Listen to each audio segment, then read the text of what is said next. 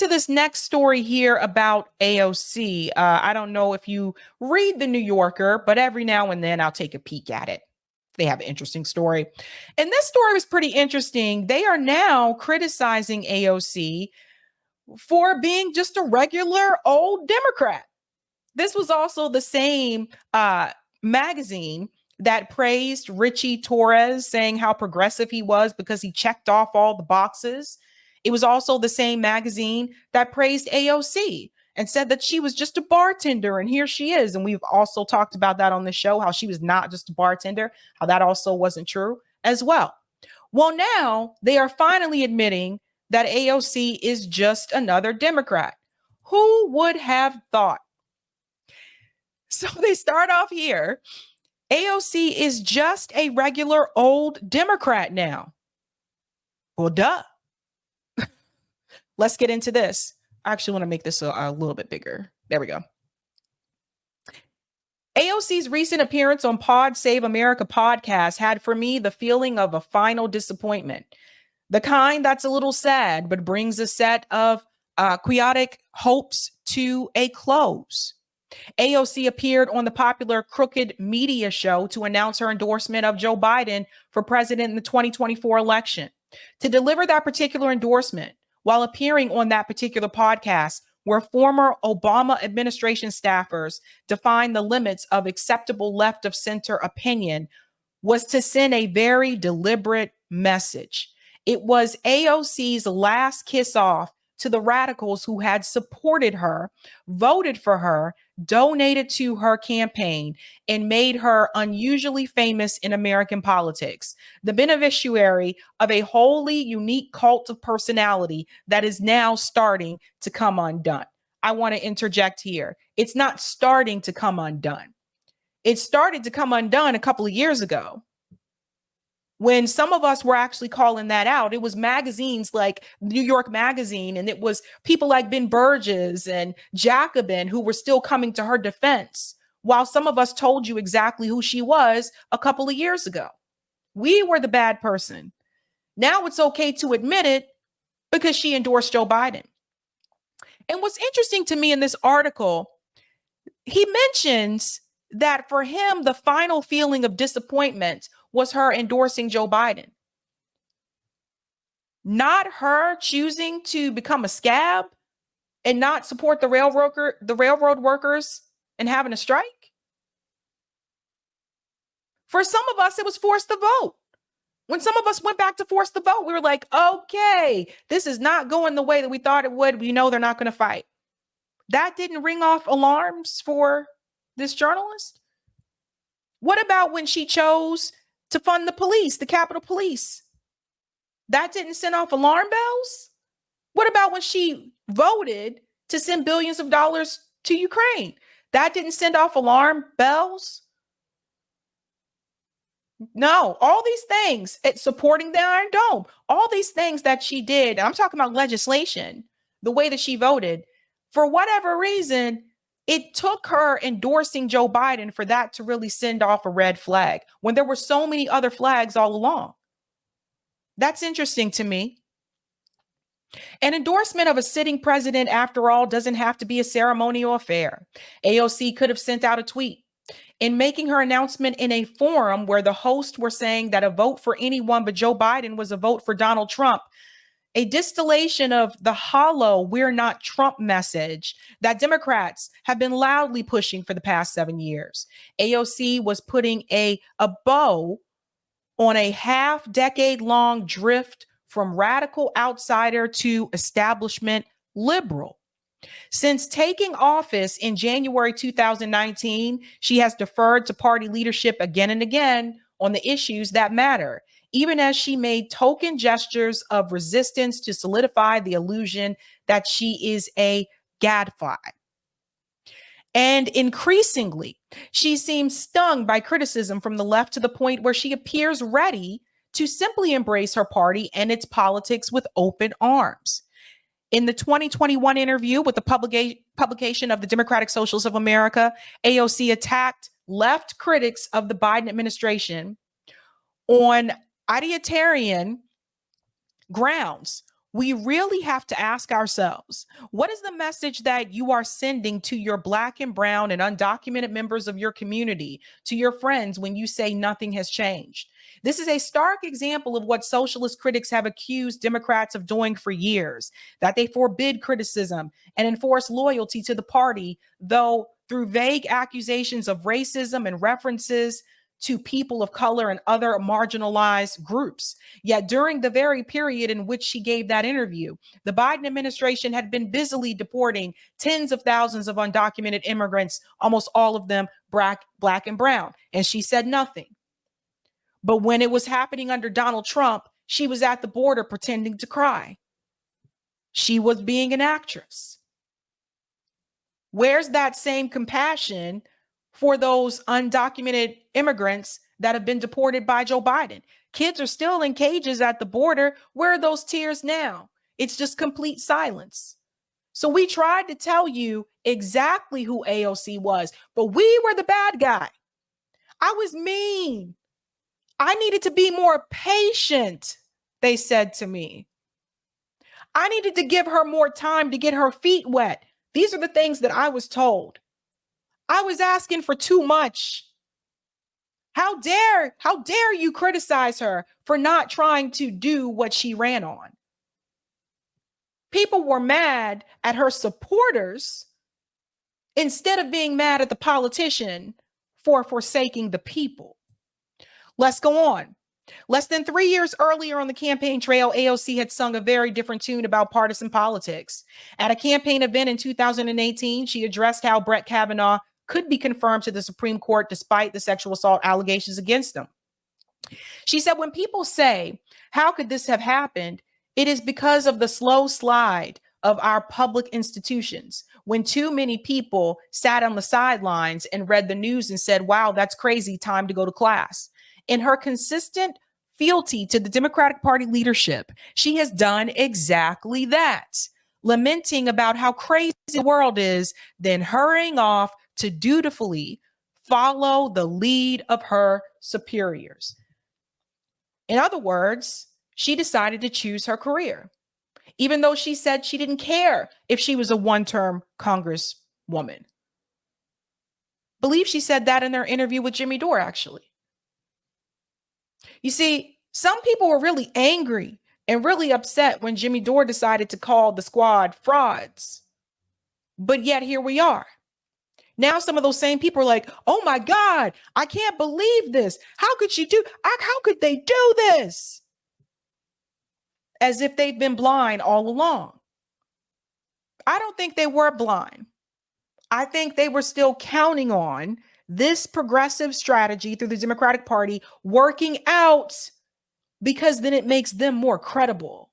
And I think you guys know the people I'm talking about, the people who pushed this, the people who started this. They don't look as credible now. Let's continue.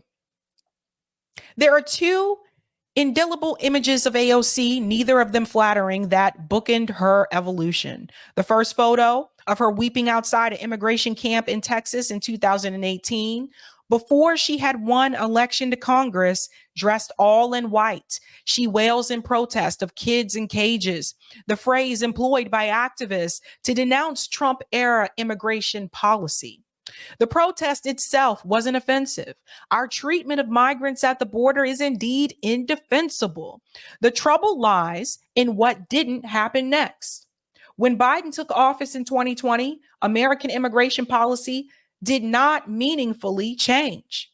This is often chalked up to the pandemic restrictions, but those restrictions are long gone, and Democrats have not made significant changes to Trump's border policy. There are literally still kids in cages. So why isn't AOC at the border again, protesting her country's president? You have to remember the purpose of Justice Democrats was to push back against Dem establishment and reform the Democratic Party. You see, it's really easy to appear to be tough when the president of the United States is a Republican and you're coming in as a Justice Democrat. But oh, how things shifted and changed when the president became a Democrat. All of them fell in line. Every now and then, Ilhan Omar will get a couple of nuggets in there, but for the most part, they fall in line. The second image of AOC is the 21 Met Gala, a who's who of celebrity and wealth, a celebration of precisely the elitism that the left is meant to oppose.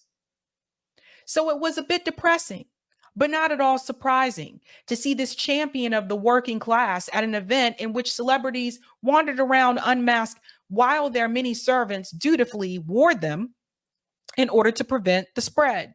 Politicians, even lefty politicians, go to fancy events and hobnob with the ruling class. It's a fact of life. But AOC tried to have it both ways. She wore white again, this time a dress emblazoned with the words "tax the rich" in bright red. And this made her opportunity to rub shoulders with the 1% a matter of direct hypocrisy.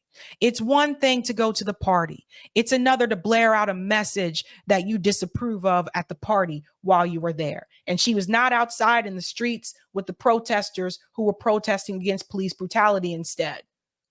Instead of being right outside with those protesters outside of that event, she was inside with all the rich people. This is what she really wanted at the end of the day. I really do believe this. I think she wanted this celebrity style status. I think she wanted to be a really popular politician. Remember, in other interviews, it was revealed that even AOC's mother said she always wanted to be president someday. So this idea that she was just a bartender who was just handpicked out of a bar in New York City and was this working class woman just, really struggling. And all of a sudden she was able to beat this incumbent. That is not the full story. I've told you before on this show that AOC also owned a startup. And this was left out of her description when she ran for Congress under Justice Democrats. That was intentional. When I spoke to people who formerly worked at Justice Dems, they explained that she purposely said, put the bartender part because that sounds better. The point that I'm trying to get to you is this. AOC was a con. She was an actress. From day one, she didn't tell you who she really was. From day one, if she was honest, she would have told you that she owned a startup. She would have told you that she wasn't just a bartender. She would have told you that she grew up in a pretty upper middle class suburb outside of New York City, went to a very decent school. And that's how she was able to get into Boston University. She wouldn't have presented herself as this person who grew up in the Bronx and had to struggle the entire time. That's not the story of her life. But she was a con. It goes on to say, if there is a key to AOC's political persona, it lies between these two poles. The former betrays the fundamental moral corruption of partisanship. It compels people to care about political issues precisely to the degree that those issues are convenient for the party. Losing interest in our immoral immigration system after Biden's election is exactly the sort of thing that AOC's rabid fans once said she would never do. The latter not only sees AOC transported from outside the gates to inside the most elite of venues, it also showcases AOC's increasingly half-hearted attempts to cover up her genuine predilections with the most superficial of symbolic acts. It goes into the piece here about the railroad workers. And this is the one that I think got a lot of people in a tizzy. This part right here. Take, for example, the chronic mistreatment of workers in our railway system that contributed to the derailment and the subsequent air crisis in East Palestine, Ohio. AOC publicly castigated the railway companies and demanded better conditions for the workers, then voted to forbid them from striking. It's hard to imagine a clearer example of her overhaul political orientation, speaking up like a militant supporter of workers in the press, then immediately betraying them with her vote. In other words, stabbing people in the back, smiling in your face, and then stabbing them in the back. That's cruddy. Goes on to say, she would go on to claim that this was really a matter of supporting what the workers wanted.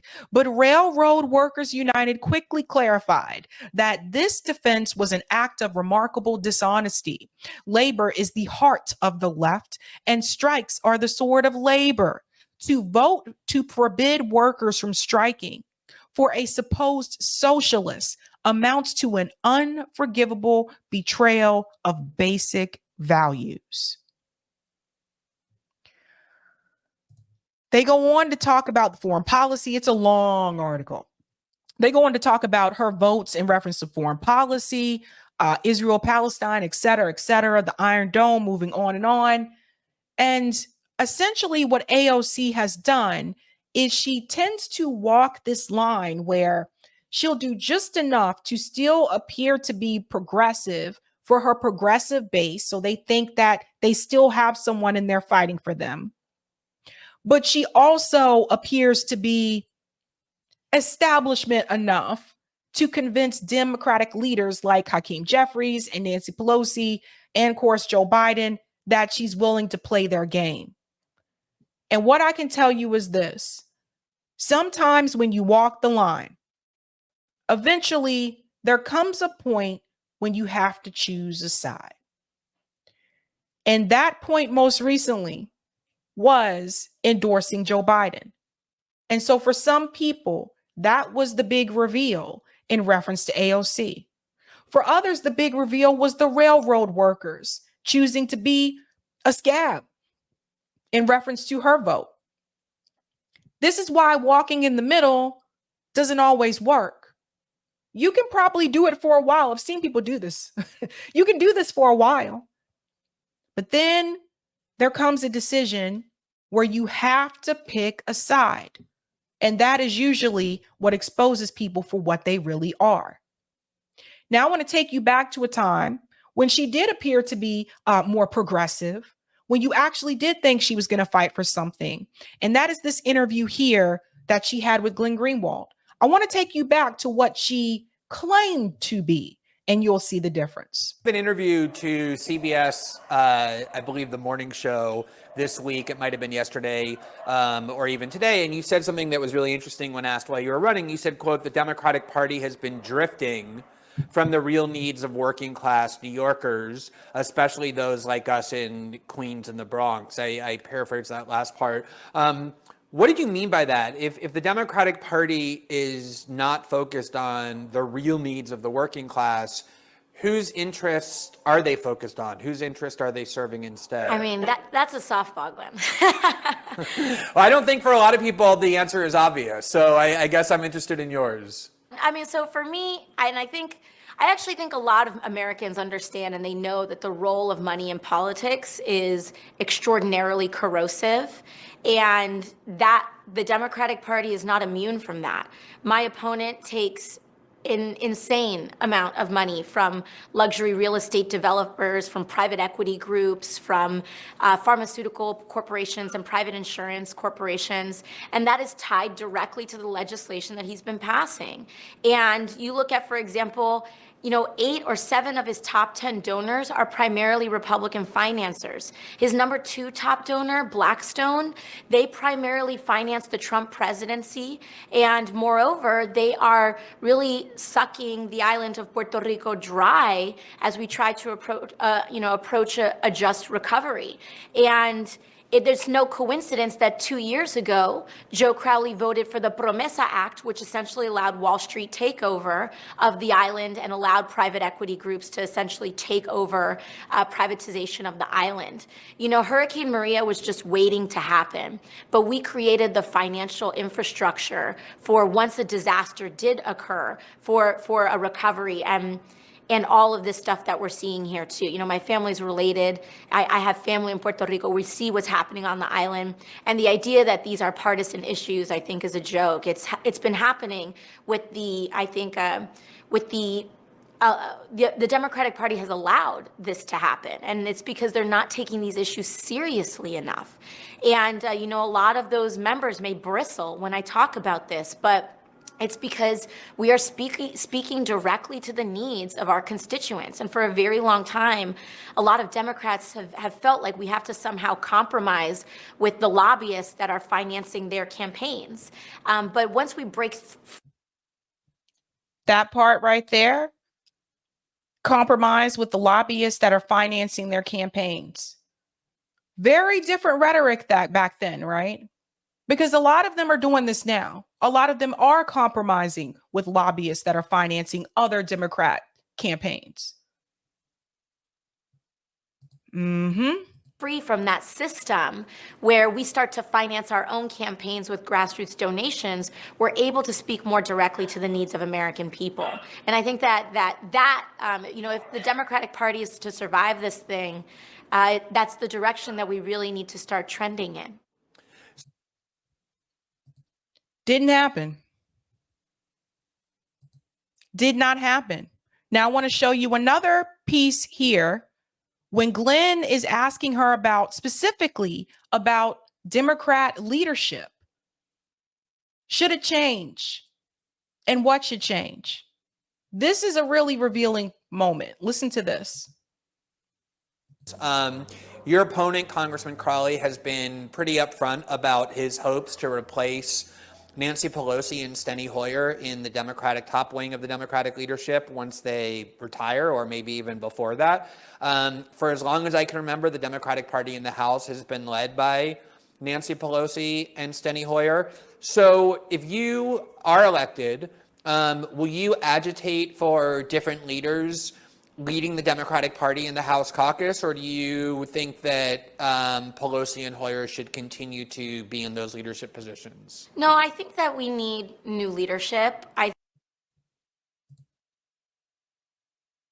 Everyone remember this. I think that we need new leadership. Yet she went on to vote for Nancy Pelosi. Who did Glenn Greenwald name? He specifically said Nancy Pelosi and Steny Hoyer. Let me let her finish. I think the idea that we should have the same leadership for more than one generation is probably a mistake in American politics in general. When I think about my opponent trying to take Nancy Pelosi's seat, it's like, why? Like, what has he done? And I think that what we need to really look at and value, it goes back down to the idea of valuing fundraising and equating fundraising with leadership. And they're not the same thing.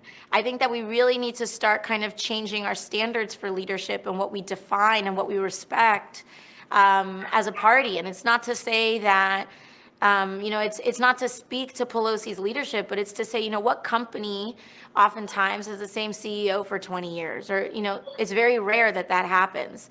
And what government has the same president for 20 years. And the idea that the third most powerful seat in the country should just be rotated in and out by the same two people for generations, I think is a mistake in our government. Government is supposed to be responsive.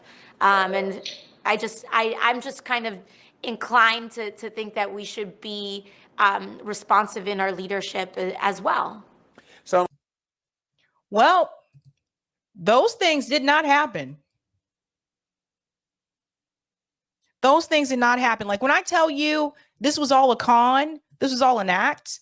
Now, do I think like the people who promoted her, do I think originally in the beginning, like they knew that she would turn out to be this way? I don't think so. I think they honestly thought, yeah, this is someone who's going to fight. Like we believe she was going to fight. If you donated to her campaign, you believed it. If you canvassed for her, you believed it, right? It's embarrassing. It really is embarrassing. But I still go back to even a year ago when people were still trying to defend her. And one thing I will say is this: when you vote, that's on record. Okay, so you can't say, I didn't vote for this piece of legislation. All I have to do is just go pull it up on the computer. It's on record. So the way that she was voting on legislation, even a year ago, 2 years ago, that should have sent off alarm bells to people. And where is DSA? Where is Democratic Socialists of America? Why aren't they holding these politicians that are members of their organization accountable that are not following the DSA standard? Where are they? Why are they so silent? Why are they so quiet?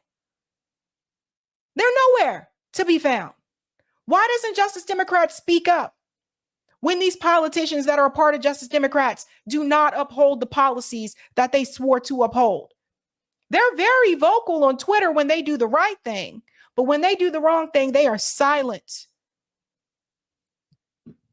I've said it before and I'll say it again. I really do think this whole project, Justice Democrats, DSA, I feel like this was all a scam. It was just another way to bring in more money and to funnel people into the Democratic Party. I'm going to go to some of the comments and then I'll bring in my guests. We'll get started with the next story. Thank you, David. David said, if I had kids, I'd tell them to pick up a trade. Oh, I saw that one. Sorry. Thank you, McDoug, Mr. Doug. It seems like progressives such as AOC are legends in their own minds, but are really just fakes. Bernie is just a regular Democrat too. When push comes to shove, progressives just cave. Fakes. Interesting point. And thank you, none of your business. TM to organize and vote her out. Thank you for that. And thank you for this one as well. Retire her before she qualifies for retirement. I heard that Jamal Bowman might actually have a challenger, just FYI. I heard that somebody who may be more progressive is trying to, or has been asked to challenge him. Should be interesting.